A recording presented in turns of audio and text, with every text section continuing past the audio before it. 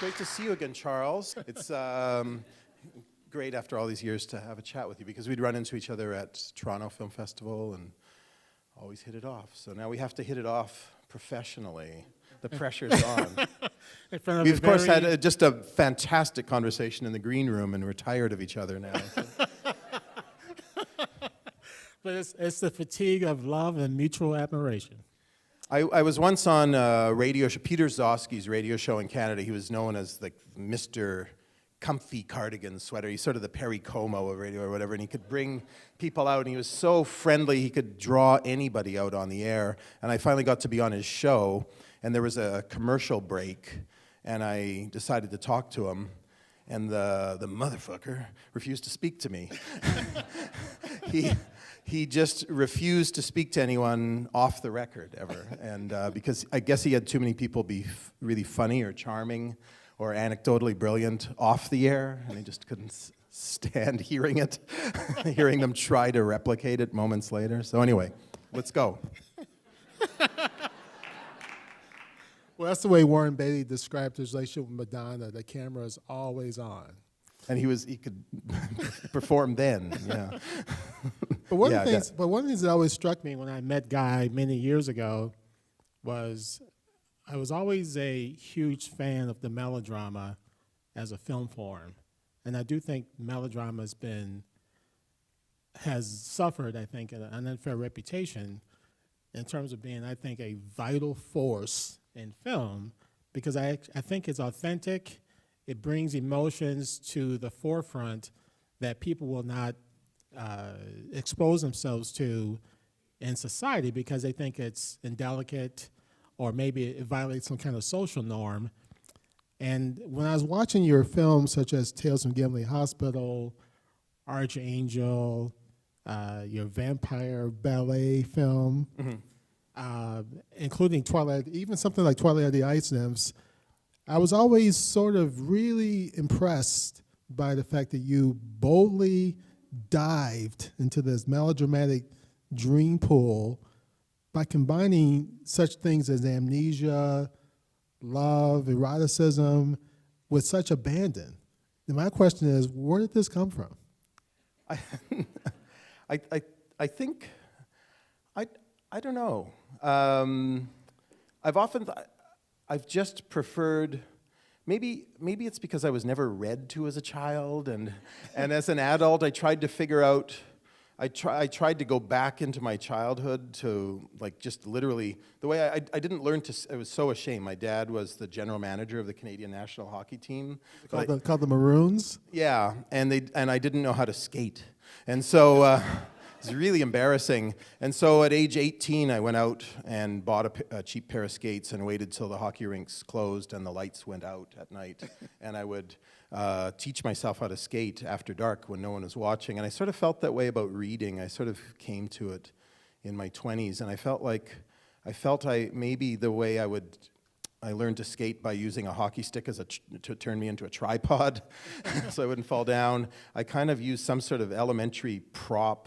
And I started to read very grown-up books, all the great canonical literature things, but I decided to look at all of them as if they were fairy tales somehow, and sometimes looking at something as a fairy tale really helped get you started in understanding the inner workings of things. And so I always entered a book through the fairy tale door or a movie and trying to understand. And then once I got inside, I'd find out, oh no, it's not a fairy tale at all, and I'd sort of figure something out, or I wouldn't figure it out at all. But when something really was a fairy tale, like a Val Lewton horror movie, or any of those Lon Chaney movies, or melodramas, where the truth is there, but in ways that everyone feels is exaggerated.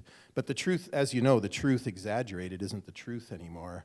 So I think I finally learned by reading the theater writer Eric Bentley's book he's got a chapter in his book on theater on melodrama. He sort of defined it for me, and I've understood it and loved it all the more ever since. He defined melodrama not as the truth exaggerated, but the truth uninhibited. We all, it may be true of all of us that we're jealous of someone, but you try to conceal that. Or you might lust after someone, but you're not just allowed to act on that lust. You have to behave yourself or you get arrested. If you hate someone, you're not allowed to punch them. If you feel like crying, it's really frowned upon, especially if you're a man, to cry in public.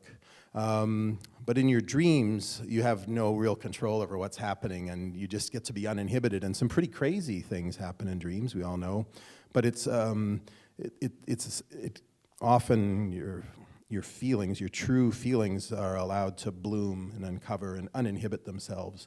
And they might be so uninhibited you don't even recognize them. They may seem distorted or exaggerated, but in good melodrama,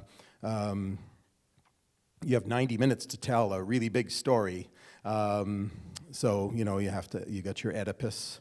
Well, that's tragedy, but it's the same idea. You get someone who doesn't just maybe have a mummy complex, but actually literally loves his mother, physically loves her. Or if you don't just have sibling rivalries, you have your Cain and Abel situation where someone literally kills a rival and things. So it's when I watch melodrama now, I'm just looking for, I look at the really big broad strokes and try to figure out which of these broad strokes applies to something I've experienced or seen in other friends, and I can usually find something to identify with. So it was like someone just gave me a big hunk of skeleton keys to literature and movies when I started, as... what's that expression? The old philosophical dictum, everything tastes more or less like chicken.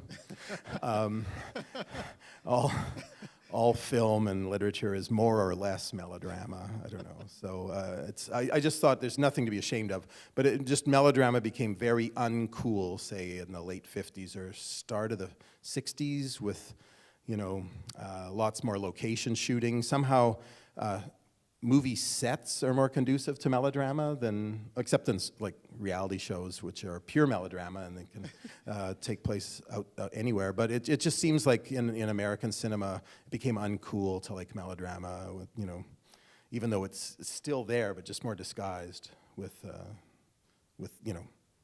when men started growing their hair out. I don't know. The thing about melodrama that I always found to be particularly interesting is the fact that the sheer energy that's produced in order to generate a very convincing melodrama, the director or the screenwriter has to invest so much detail into it, whereas it almost becomes like an act of faith to sort of plunge into this world. And since you seem to have a particularly strong affinity to melodrama, is it because it's an old historical form? Because when someone watches Guy Maddin's films, you're thrown into another world of celluloid from the deep past. It's almost Neolithic. You get the chance to see film as it's meant to be seen, but it's extremely distressed. It's like taking 35 millimeter or Super 8, and it looks like you're watching like a cave painting. And I'm just wondering, like when you were growing up, and you went to the University of Winnipeg. Mm-hmm. One thing, is it true that when you were born, your parents also got a TV the same day? Apparently. And they placed the TV and the baby on the floor at the same time? Apparently that's true, yeah. The TV and I were brought home at the same time, yeah. And I remember the TV was my best friend, and... But it was very primitive television. I was born in 1956, and it didn't even. Winnipeg TV stations didn't even start broadcasting till noon. But I was happy to watch just snow on the television. Or, of course, when no local stations are on the air, that's when really drifty, ghosty transmissions from North Dakota would come up. Maybe just a brief glimpse of concentration, an NBC game show or something. There was a Grand Forks, North Dakota thing that if you held on to the rabbit ears on the back of the TV, with aluminum foil. Yeah, but it was something that all old people have had experience with. But it was something that really made me appreciate like durational art, I guess. I realized I might as well have been watching Warhol films, like hot out of the lab, But I was just watching my own versions of Empire and Blowjob, and but they were just broadcasts from WDAZ in Grand Forks, North Dakota. And Well, how'd you go from having a degree in economics to becoming a house painter and also a bank teller? Yeah. And to getting to film, was there someone there that sort of opened a portal for you to see? Were you watching films all the time with the secret club? Well, yeah, I didn't. I was a very indifferent student, alas. I got a degree in economics and math, but without much joy in either subject. And it turns out I was just following the path of least resistance. I could pass those tests, and they didn't have labs. And my schedule, if I majored in those subjects, I'd be finished. I'd have afternoons off. These weren't the career passions. It was just like I could get in really long afternoon naps if I majored in those subjects. But after at about the age of 24, a brief marriage I had, I became kind of I'm exactly 10 years younger than David Lynch, and I had kind of an Eraserhead situation going on. I impregnated somebody, and we had our lovely daughter, my daughter now, Jillian. She doesn't look like the Eraserhead baby at all. She's really gorgeous. But the whole thing happened so strangely. I found out this girl that wasn't even my girlfriend came over one night and said she was pregnant and would I marry her. And I hadn't even had a girlfriend yet, but I'd managed to get drunk one night and get her pregnant, alas. But I was terrified, but so flattered that someone, even though she wasn't my girlfriend, was so scared that she wanted to marry me. And I accepted. And I was like, wow, I'm going to be married? I don't know. Wait till my friends, they'll be so jealous, And it's just so stupid, It was literally, I was already in David Lynch land, and I didn't know about the existence of David Lynch yet. And then the following morning, something odd happened. I went out and I said goodbye to this girl because she went away for summer camp. And I don't know. I was like, I'm going to be married. And the next morning, a very odd thing happened. It was kind of a 1-2 delirium punch. My father suddenly died. And I was like, and I phoned this girl, and I said, my father just died. And she said, well, what do you want me to do about it? I never met him, stuff like that. And I kind of just, next thing I knew, I was married and had a baby. And the only time that I could really think clearly was that middle of the night trip to the bathroom to pee, where for some reason all of the anesthetics and delirium of the day of my life just sort of fell away, and I would look in the mirror for a couple of seconds and go, holy shit, and then go back to bed and wake up and look after the baby and things like that. And so I was kind of living a melodrama, but a dreamy melodrama. And when I saw the David Lynch movie, maybe when I was 24, so the movie had been out for a few years, I thought, holy smokes, someone has made a movie about me, and so many people who saw Eraserhead didn't get it, or didn't, just saw something that was a bunch of surreal things sort of continuously strung together. But it was clearly, I didn't need to know anything about the filmmaker to know that he had been the father of an unplanned pregnancy and had been very confused and delirious and spent many months wandering around in a nocturnal landscape of dread. And it was really exciting to me that this film was clearly made with not necessarily famous actors or anything, but it just had a lot of atmosphere. And the Louis Buñuel film, the same thing, surrealism and melodrama. Like surrealism is, by definition, subconscious, disinhibitions, just everything good surrealism has real feelings in it that, well, for me anyway, my favorite surrealism has feeling in it. And it's usually lust, but it's a feeling, you know, and it comes out, and it comes out in those strange, shameful ways, and that it feels good to admit, to fess up to. So I at age 24, when my marriage suddenly ended, this brief, nightmarish in the best possible sense, marriage ended. I suddenly found myself with having all new, no friends anymore. They just, I betrayed them by going into this domestic situation. And so I started hanging around the university and just started watching movies. And I did run into someone who became a good friend of mine, a film professor that just let me, he got used to me sneaking into his classes to watch movies, and we became friends. This is George Tolles? Yeah, George Tolles. He became a writing partner eventually. We don't write together now, but he's still a good friend. And I don't know, he just taught me a lot. He turned me on to a lot of books to read and a lot of movies to watch, and I just rotated my hemispheres. I said goodbye to math. I can't add numbers anymore.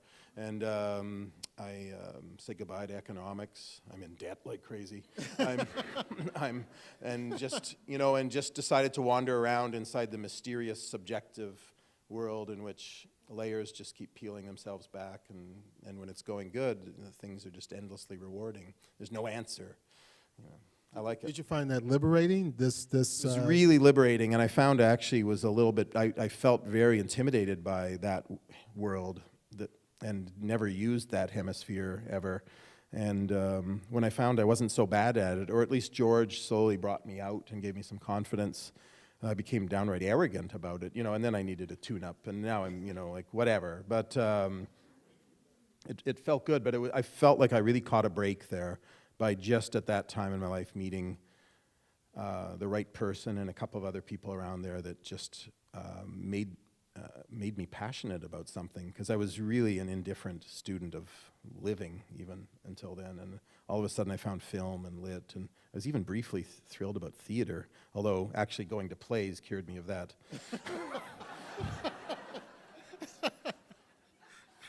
Well, I think the term amateur should be liberated from its. I think it's been unfairly stigmatized as a method of exploration. Most people don't have the good fortune that you've had, even though you have suffered considerably in your role as an artist. Like maybe this whole business with your marriage is because you didn't have a girlfriend at all in high school.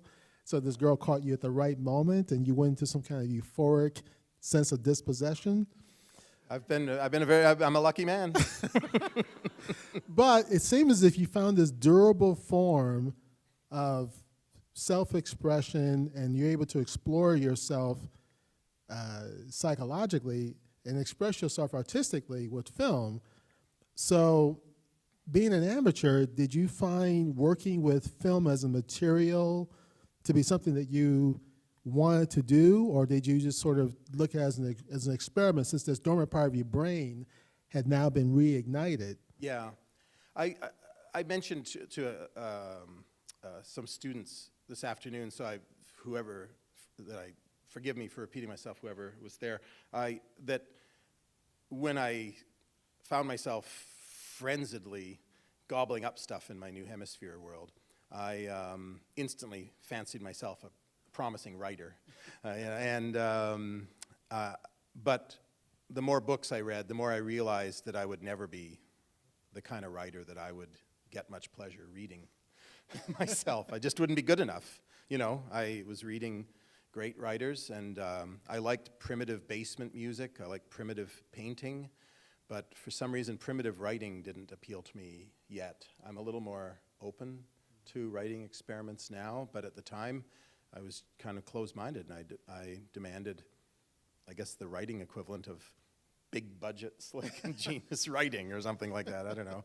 And but when I saw the Buñuel movies and the Lynch movies, I realized that you could make with a lower budget and without concerns about continuity, and especially with L'Âge d'Or and Chien Andalou, where Buñuel did use actors, but he used way more people that weren't actors, just non-actors, and he just had good ideas, he and Dali, and just interesting collisions of ideas, and that they kind of came out, apparently, so they said, in a random order, but they still kind of made they still felt like real life to me. And that was really inspiring because I realized I could never take a picture, even a snapshot of the Christmas tree. Always turned out, blurry or, or underexposed or something, like my movies look like now, actually.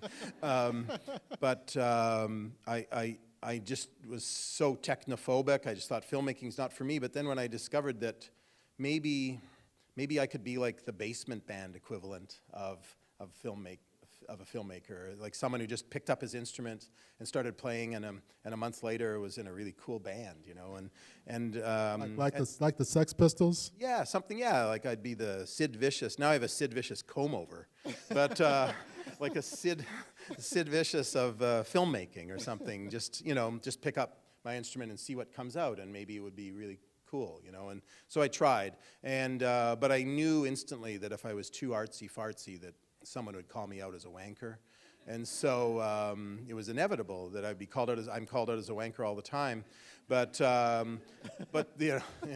Maddin. Yeah, it's horrible when you accidentally. I don't do vanity searches anymore. I did one or two, and I've been taught, Guy Maddin thinks he's so cool.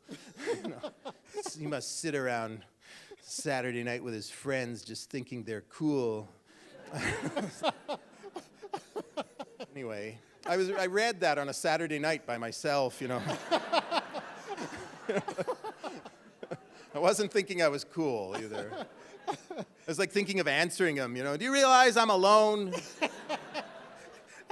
I just baked a pie for myself. Yeah. No, it was, I didn't want to be accused of being a wanker, so I started drawing instantly on feelings that meant a lot to me. And with the death of my father, followed a few years of dreams that I had almost nightly in which he came back to me. And if only he'd forgotten his razor and his glass eye or something, and then would go. He hadn't died in the dreams. He'd gone to live with a better family, a family he liked better. And so I had like about a minute in these dreams to convince him to stick with the original family. And I always failed. He always abandoned me all over again. But the dreams left me with a really bittersweet feeling, the bitter part being the abandonment, nightly abandonment. But the sweet part was that in my dreams, I could remember his voice perfectly. And I actually started drawing him out in conversations. And I think I was remembering subconsciously stuff about him.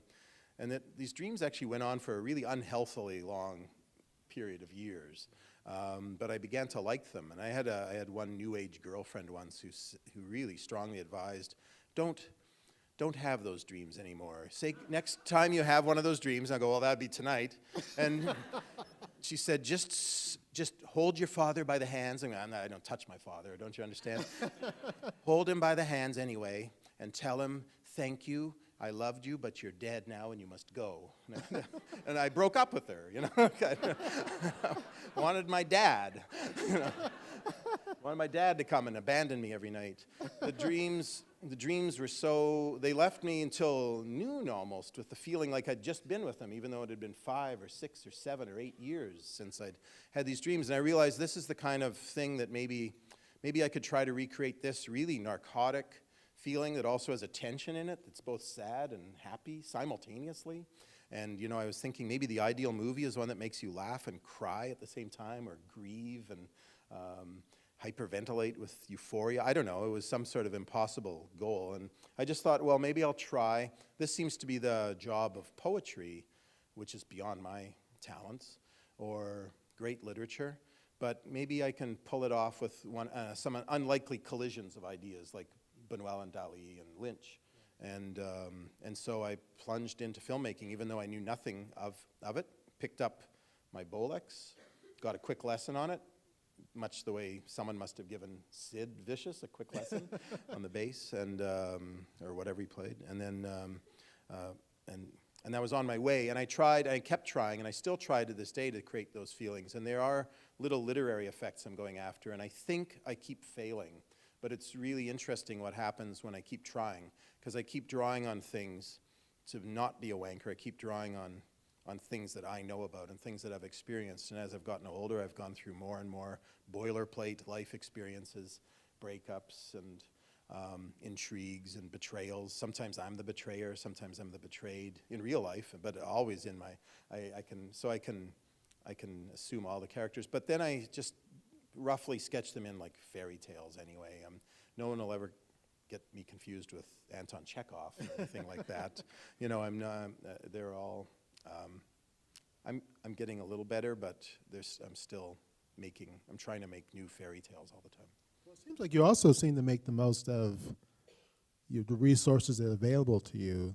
Because I was a big fan of filmmakers such as Benoit and Lynch as well as myself, but also there's all this sort of primitive, raw filmmakers like Edgar G. Ulmer, and he would make these films with so little money, but he was able to be particularly inventive without financial wherewithal. And I know in your case, I mean, one time you said that you could use shadow very effectively. So all you need to do is unplug a lamp, and there's your shadow. Yeah, the shadow is the cheapest set decoration, is sort of a motto. I arrived at, it's funny, when I started filmmaking, I didn't particularly like silent films or old movies or anything. I read a little bit about how to light, and there's a basic 3-light setup for all filmmakers. There's a key light, and then a fill light just to soften the shadow on the face, and there's a backlight just so that, you know, there's a slight halo of light, so you step out from the background. And I remember trying that on my very first day of shooting, and I plugged in the key light and the fill light and the backlight, and I just got 3 gigantic nose shadows on the the actor. And so I unplugged the backlight, and it was down to 2 nose shadows. I didn't have them placed right. And plugged the second light, and then there was just all of a sudden a kind of a German expressionist dark shadow. But the nose made like a Hitler mustache, which shadow. So I just had the actor tilt his head up until there was this really lovely Joseph von Sternberg shower cap overhead lighting, and the cheekbones popped, and I went, this is simple. Just have one light. But then you didn't even need a set, because the one light just lit the face, and everything else the set was just immersed into blackness, and I just suggested the interior of a barn by having a cow mooing or something like that. Now that makes for a visually bankrupt movie, and Tales from the Gimli Hospital was my first feature film, and it's really dark. And I remember George Tolles, my mentor, saying, I really like the movie, but maybe next time you should think of having like sets or something like that. And so I hired someone to help me with lighting, like to plug in a second light. And he aimed it away from the nose. And so there was one light for the set and one for the faces. And well, didn't you tell your actors to not move when you first got started? Yeah, I just had the camera on a tripod, and I got the frame just right, and if they moved, it would throw it off balance. So I just told them not to move. And I even sort of preferred it if they were lying down. And I wrote a manifesto afterwards to rationalize it about how the lying down actor, or maybe even the sleeping actor, was the best actor of all.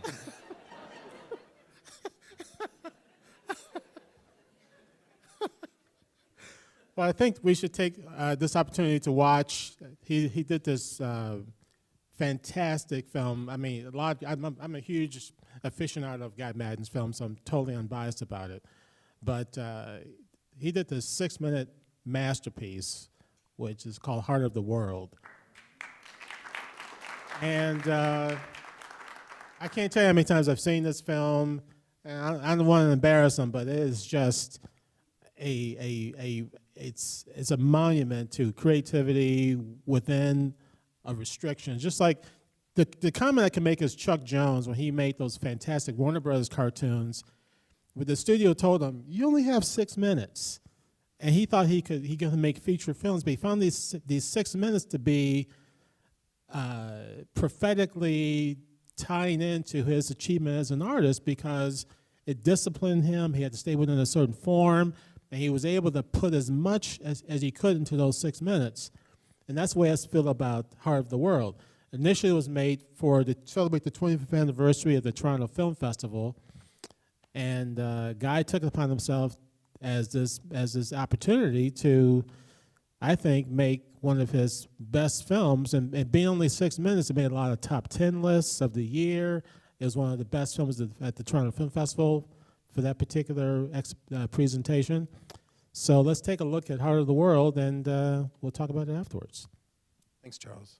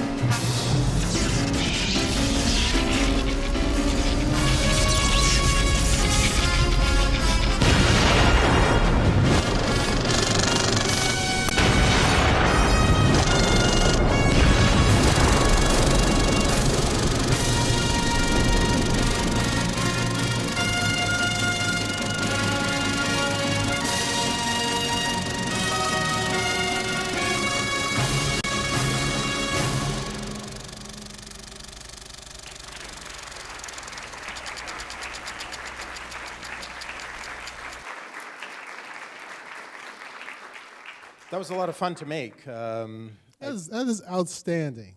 Well, thanks. I got a commission. It's strange when you're a Canadian filmmaker and you get an invitation from by far the most important film festival in the country, but it's also the most important film festival other than Cannes, maybe, period. Agreed. And you get an invitation from its director to make a tribute to it.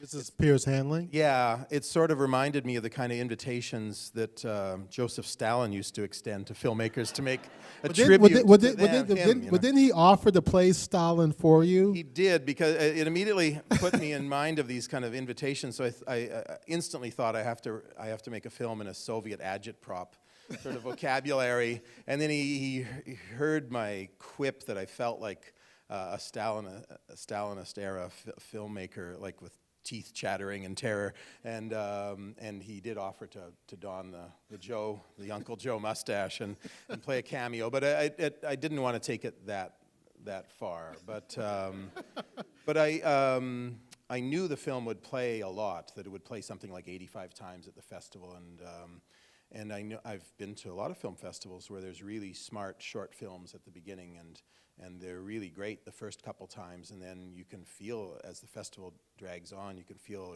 like growing hatred in the audience for these things. So it was a terrifying invitation for that reason too. So I thought I'd best make something that was hard to assimilate in the first 8 viewings.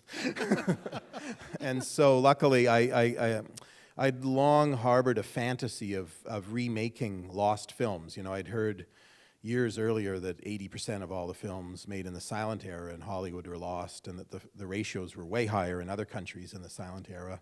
And so I thought, well, why not treat silent or lost films like sacred texts and just you can make your own adaptations. The way there was that sort of Salome craze at the end of the 19th century when, you know, Oscar Wilde wrote a play and Aubrey Beardsley was doing his drawings, and you know, Strauss had his opera, and Gustave Moreau, and you know, it's just anyone could do a Salome. And I thought, well, why not?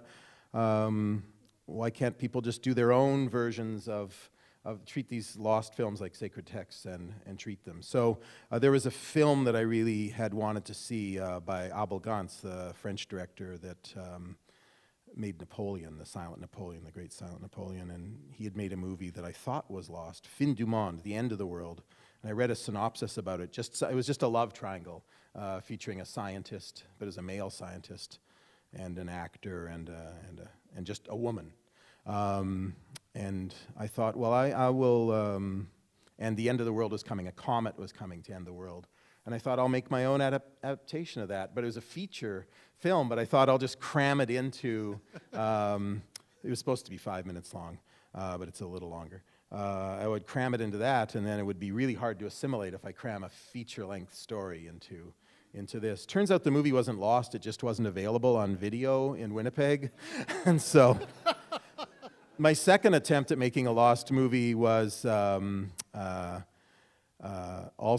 was an Abel Gance project that I thought was lost, La Rue, but it too exists. It's 4 hours long, but I made a 4-minute version. So I'm sort of hoping, it's my dream someday to have my 4-minute version play in a double bill with the 4-hour version, La Rue.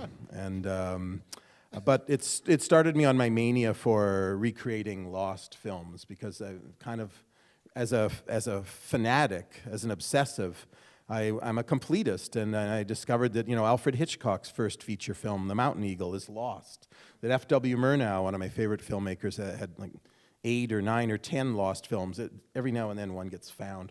That almost every filmmaker from that first great generation of directors that straddled the silent and talking picture era had at least one lost picture, in many cases, many.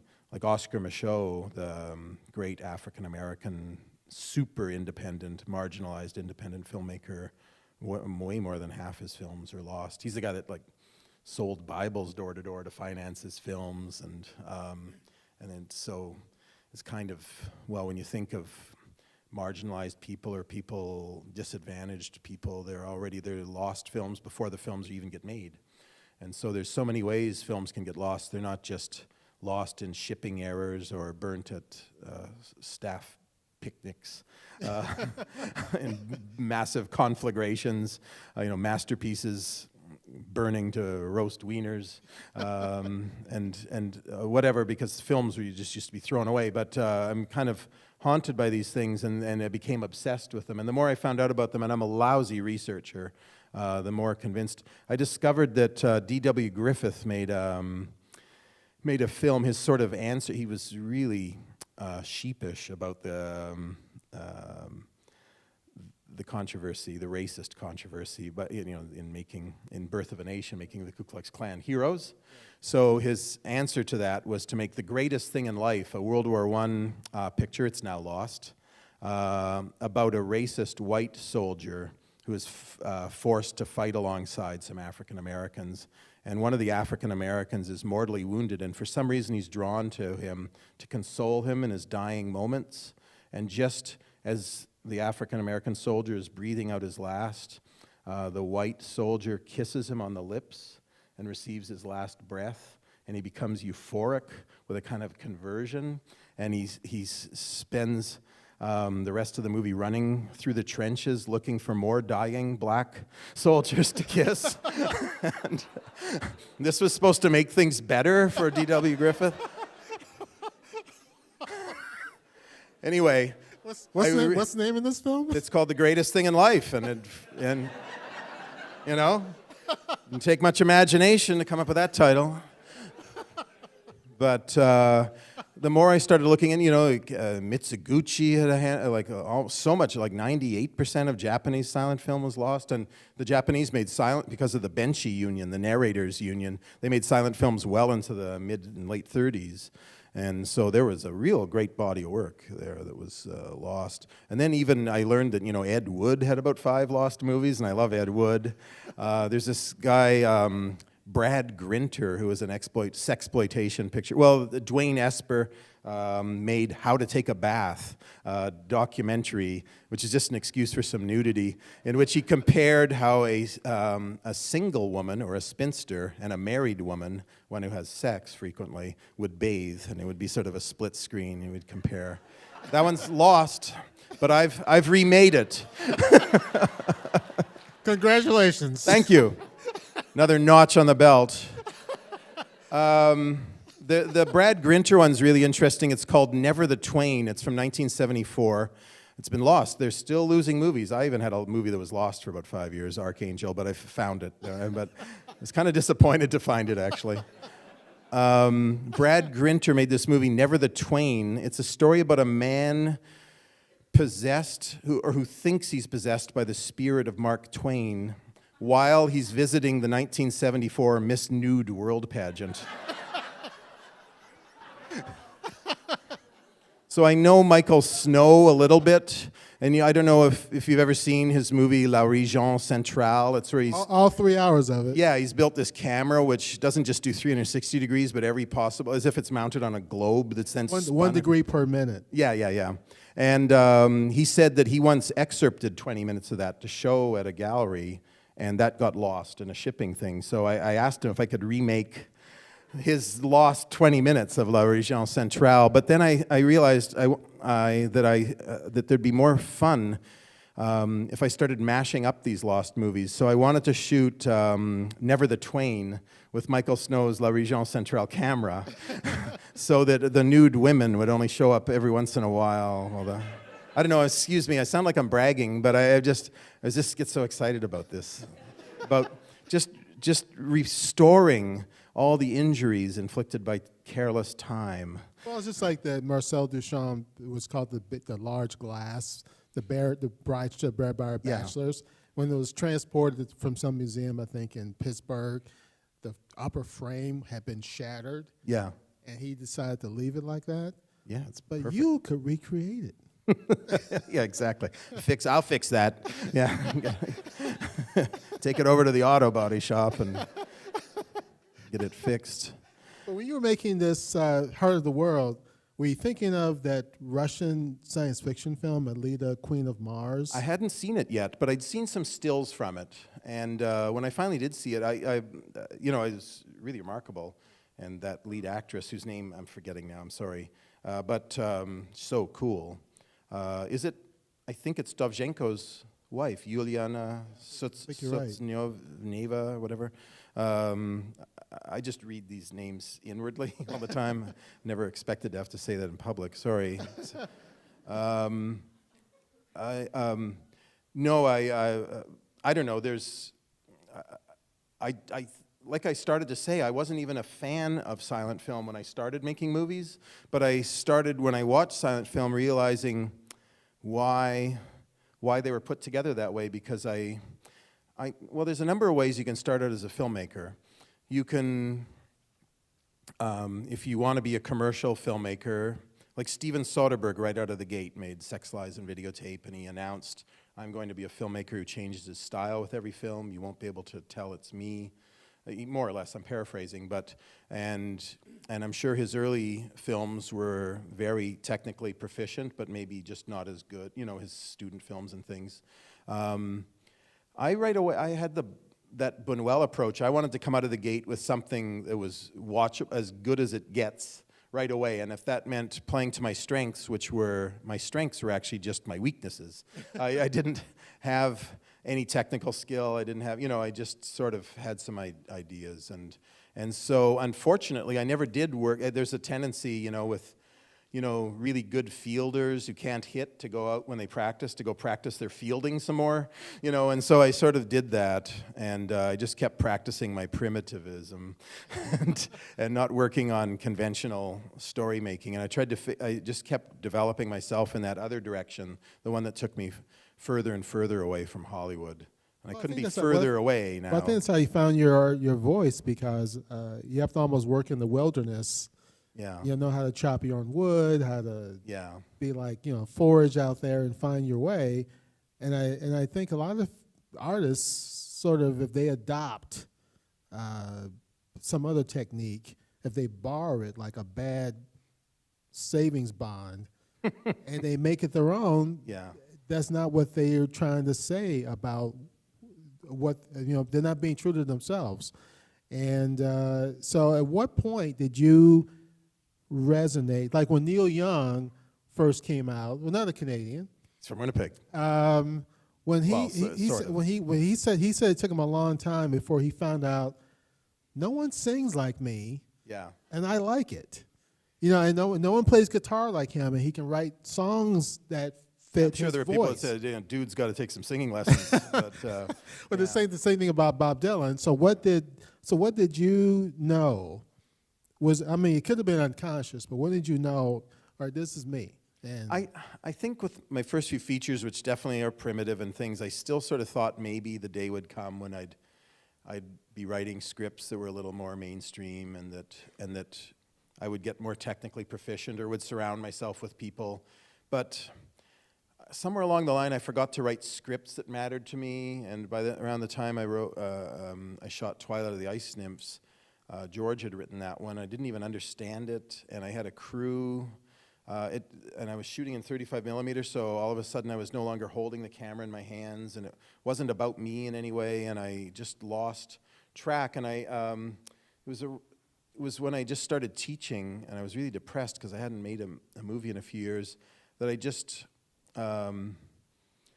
started working in Super 8. I definitely made a U-turn away from Hollywood. Like, I just wanted to get away from 35 millimeter and go even, I started in 16 millimeter, but I went in the other direction and more primitive, and I was just started strip mining my autobiography at that point. I was just shameless. I even named my protagonist after myself so that I could shame myself, like, for the horrible things I was now confessing. And the first time I did it was in a movie called Cowards Bend the Knee, which is very primitive, and I forgot to focus the camera for the whole thing. It's murky. It's full of ellipses. I had Post-it notes all over my apartment. More ellipses, more holes in the story. And I was, you know, thinking, are there enough ellipses? And so I would remove paragraphs, not at random, but I would just say, no, there have to be bigger gaps, and I have to make the viewers try to just feel it more like music rather than understand it from point to point and things like that. And I started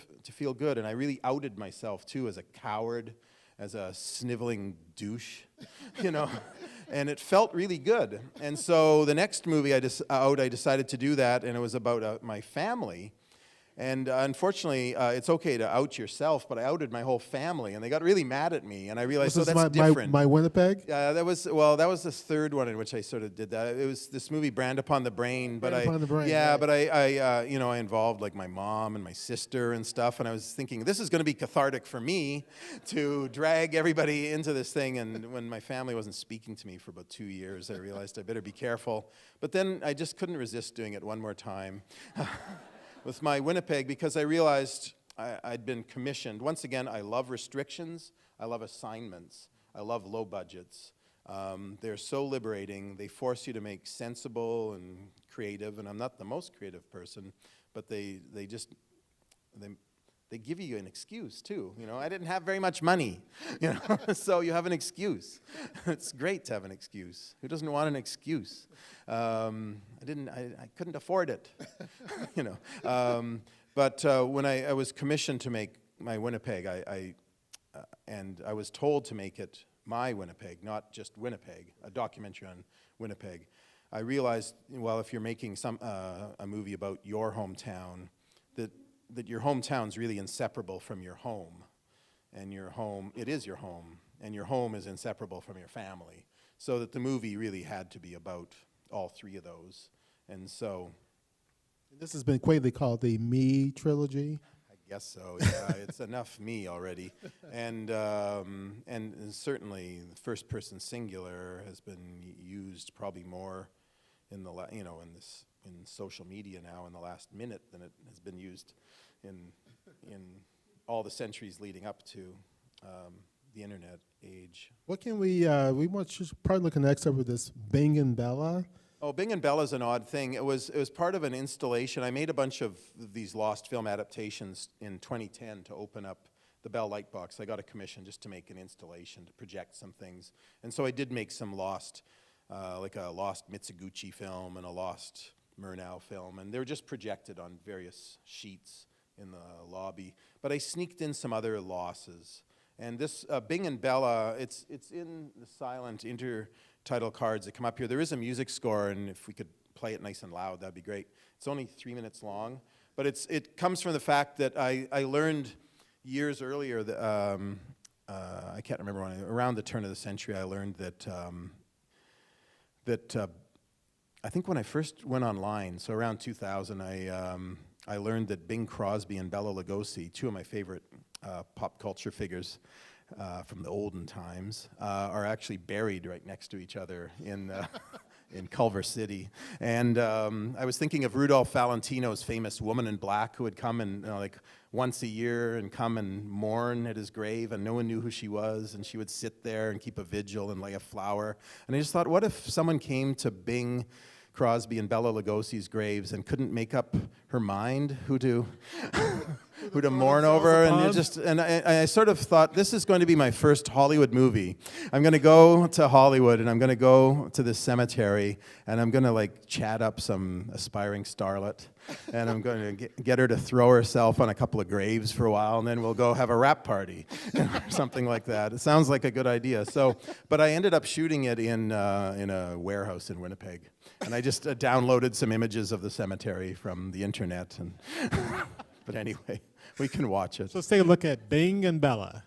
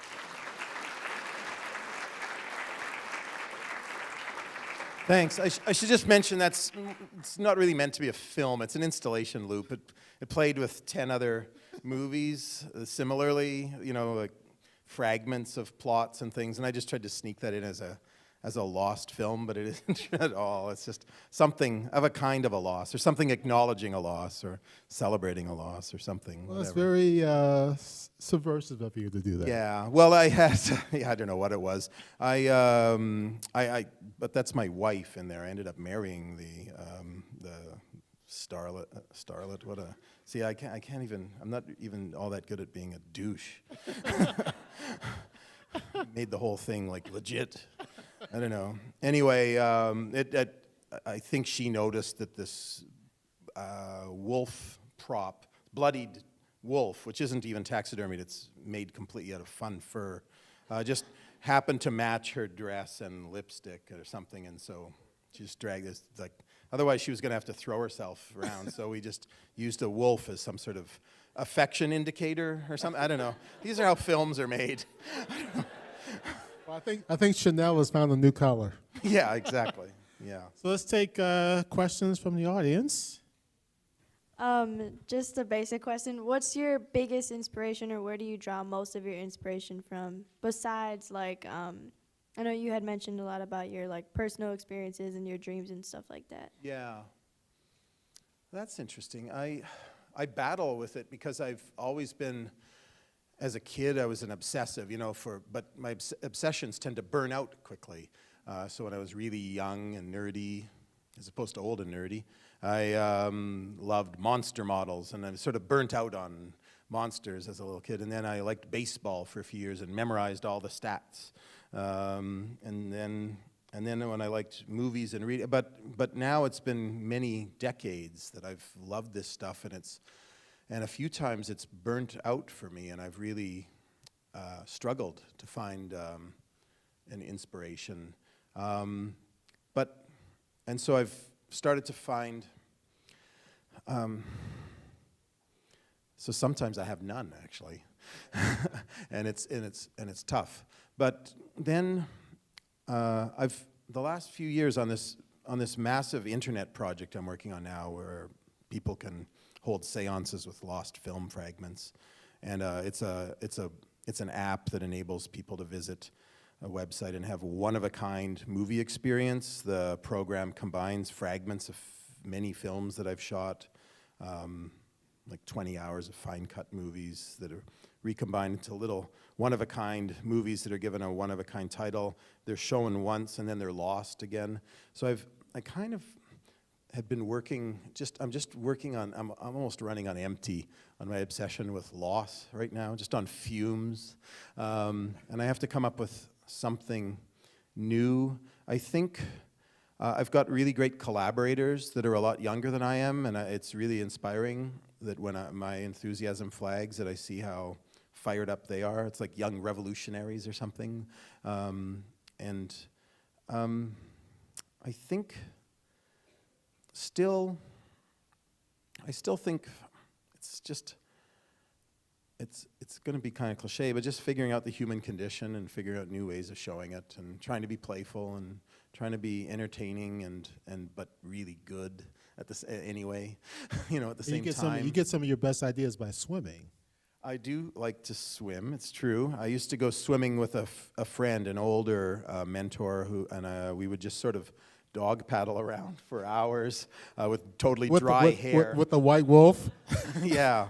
And we would just chat about things. He was really good. It was my friend Steve Snyder. He was kind of a film professor like George Tolles, but he was kind of the anti-Tolles. He approached film from a completely different way, so it was kind of nice. I'd sneak off from George and go for these dry-haired swims with Steve, and we'd chat about Euripides and other Greek tragedians, and try to figure out ways in which that's about us. When I first read some, I guess I got briefly excited about ancient Greek tragedy about 10 years ago. When I first read it, I expected it to be really dry as dust and boring and a tough slog, but it was like reading like a Mexican comic book or something. It was really thrilling to me, and so I was briefly obsessed with cannibalizing all the great stories from there, and I guess the Old Testament. Lately, I'm obsessed with Herman Melville. I don't know. So I still have my obsessions, but I'm getting tired of having to turn my obsessions into film. It's ruined reading for me in a way.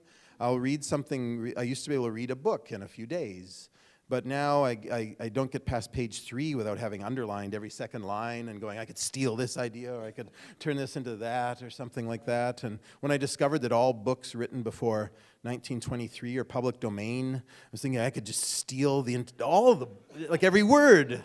You know, I've just become like such a thief and such a scavenger. And same with I know all the public domain music laws, like backwards and forward. I'm just a horrible recycler, and I have finally become. I'm lucky enough that I can count myself a kind of a friend of the poet John Ashbery, who's America's greatest poet. I think he's wonderful, and he's turned me on to. He's the one that taught me it's okay to love Ed Wood, and it's okay to love outsider writers of a certain kind, and just to find the real music and logic in writing that's a little bit off, and things like that. So I probably should have just been an outsider writer instead of a filmmaker right from the start. Maybe John would have admired me sooner. I have to ask you about Saddest Music in the World, where you got the ideas for both the young woman that has the tapeworm that she talks about a lot, and also Isabella Rossellini's glass legs that are filled with beer. Right. Like where those two, I mean, I'm perplexed and enchanted by like all of your films and your ideas, but those two like stick out in my mind, and I just have to know where they came from. So. Yeah, I thought I was so clever thinking of those hollow glass legs filled with beer, and then I went into the wardrobe department where my wardrobe designer had pinned up a picture of a woman with glass legs from Matthew Barney's Cremaster cycle, but they weren't filled with beer. But he had just thought of them, and he and I had thought of them like independently, and he thought of them first, damn him. And she went, oh, this is really cool, and I'm thinking, no, that's terrible, but it's too late, the movie is along. And the tapeworm, I can't remember, I might have read it in a Joseph Roth. It was just in a Joseph Roth story. He's one of my favorite writers. He's a guy that died in 1939, I believe, an Austrian writer. There might have been a reference to a tapeworm. I think that's where I got it from, but I just made it a trait of something. But thanks for remembering it. I'm not always plagiarizing. Sometimes I actually do think of things on my own. The hollow legs were something I'd been. They could be viewed pretty insensitively. The silent Lon Chaney movies, in which Lon Chaney often is missing legs, or in the Penalty, or in The Unknown, where he's pretending to be missing arms, and then he is missing his arms. He's also the Hunchback of Notre Dame, the Phantom of the Opera. There's a kind of allegory of disability or something going on, and they're very cruel stories. They're very funny, but they're very cruel, like the Brothers Grimm or Hans Christian Andersen. And because I was very comfortable with understanding literature and film by entering through the fairy tale door, those movies really got to me. And Isabella Rossellini really liked that stuff too. And when I got to know her a bit, she was a real big fan. We watched a bunch of Lon Chaney movies together, and so we had decided to cut her legs off. And then since she was a beer baroness, we figured, I don't know, make them out of glass or something, like out of beer mugs or I don't know what it was. We thought of it very quickly, like in 10 seconds of joking, and that felt like the kind of script writing session. That's how they should go. That's how it felt. And that's why it was extra disappointing to find out it had been done already. Well, if you haven't seen Saddest Music in the World, please see it. Thanks to Guy Maddin.